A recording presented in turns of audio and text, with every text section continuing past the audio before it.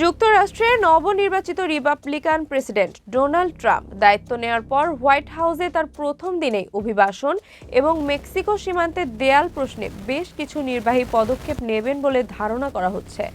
সংশ্লিষ্ট কয়েকজন কর্মকর্তা সংবাদ মাধ্যমকে এমন কথাই জানিয়েছেন।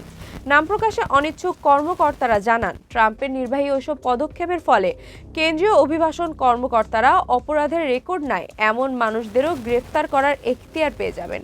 যুক্তরাষ্ট্র মেক্সিকো সীমান্তে তারা সেনা বাড়াতে পারবেন এবং সীমান্তে দেয়াল নির্মাণের কাজও ফের শুরু করতে পারবেন। সম্প্রতি কয়েক বছর যুক্তরাষ্ট্রের জো বাইডেন প্রশাসন মানবিক কর্মসূচির আওতায় লাখ লাখ অভিবাসীকে বৈধভাবে প্রবেশের যে অনুমতি দিয়েছিল, ট্রাম্প তাও বন্ধ করে দিতে পারে। পাশাপাশি বসবাসের নির্দিষ্ট সময় পেরোনোর পরেও যারা যুক্তরাষ্ট্রে আছেন তাদের স্বেচ্ছায় চলে যেতে উৎসাহিতও করতে পারেন ট্রাম্প। ট্রাম্পের প্রাথমিক নির্বাহী পদক্ষেপে তার অভিবাসন কর্মসূচির বাস্তবায়ন শুরু হয়ে যাবে, যার প্রতিশ্রুতি তিনি নির্বাচনী প্রচারণার সময় দিয়েছিলেন। নির্বাচিত হলে যুক্তরাষ্ট্র থেকে রেকর্ড সংখ্যক অভিবাসীকে বের করে দেওয়া হবে বলে ট্রাম্প জানিয়েছিলেন। দেশটির হোমল্যান্ড সিকিউরিটি বিভাগের হিসাব অনুযায়ী 2022 সালে 1,10,00,000 অভিবাসী বৈধতা পাননি। এ সংখ্যা হয়তো বেড়েও গেছে। নিউ ইয়র্ক, শিকাগো ও ডেনভার সহ কয়েকটি শহর অভিবাসীদের আশ্রয় ও সাহায্য দিতে হিমশিম খাচ্ছে।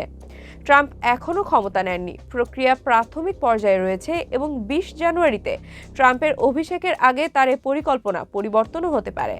ট্রাম্পের প্রথম মেয়াদের অভিবাসন কর্মসূচির স্থপতি Stephen Miller deputy chief of staff for policy হিসেবে ফিরে আসবেন বলে সোমবার নিশ্চিত করেন নবনির্বাচিত ভাইস প্রেসিডেন্ট জেডি ভ্যান্স। ট্রাম্পের আগ্রাসী এই কর্মসূচি ডেমোক্র্যাট শাসিত রাজ্য, আমেরিকান সিভিল লিবার্টিজ ইউনিয়ন এবং অভিবাসনপন্থীদের কাছ থেকে আইনি চ্যালেঞ্জের মুখোমুখি হতে পারে।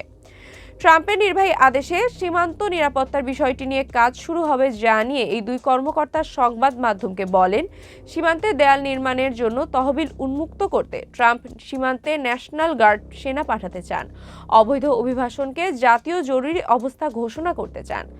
বাইডেনের অস্থায়ী মানবিক প্যারোল কর্মসূচি বন্ধ করার পরিকল্পনা করছেন ট্রাম্প, যার আওতায় লাখ লাখ অভিবাসী বৈধভাবে যুক্তরাষ্ট্রে প্রবেশ করা এবং ওয়ার্ক পারমিট নেওয়ার অনুমোদন পায়।